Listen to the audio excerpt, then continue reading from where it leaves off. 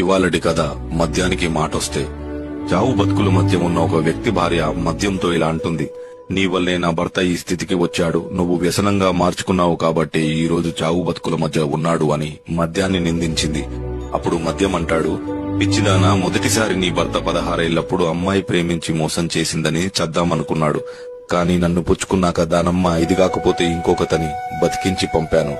చదువుకున్నా లాభం లేదని సాయంత్రాలు ఏడుస్తుంటే ఉద్యోగం కాకపోతే వ్యాపారం చేసుకుంటానని ధైర్యం చెప్పి పంపాను. అమ్మ చనిపోయినప్పుడు, నాన్న కాలం చేసినప్పుడు నిద్రలేక ఏడుస్తున్న కళ్ళకి మత్తు పొరలు కప్పి నిద్రపుచ్చింది నేనే.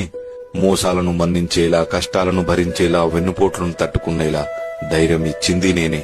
పట్టించుకునేవాడు లేనప్పుడు, పలకరించేవాడు కరువైనప్పుడు స్నేహితుడిలా నిలిచింది నేనే.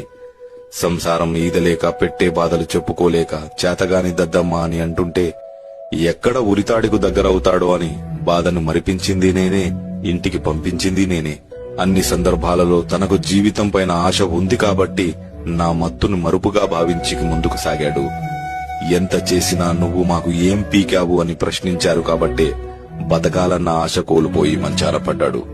మందు వికటించి కాదమ్మా, మనోధైర్యం లోపించి చనిపోతున్నాడు నీ భర్త. గాజు సీసాల మధ్యలో పడుకున్న గాయం తెలియని వాడికి తూటా లాంటి మాటలతో మనసుని ముక్కలు చేశారు. అమృతం తాగి అబద్ధం చెప్పిన వారి కథలు వినుంటారేమో గాని మందు తాగి అబద్ధం చెప్పిన వాడి కథ ఎవ్వరూ చెప్పుకోరమ్మా.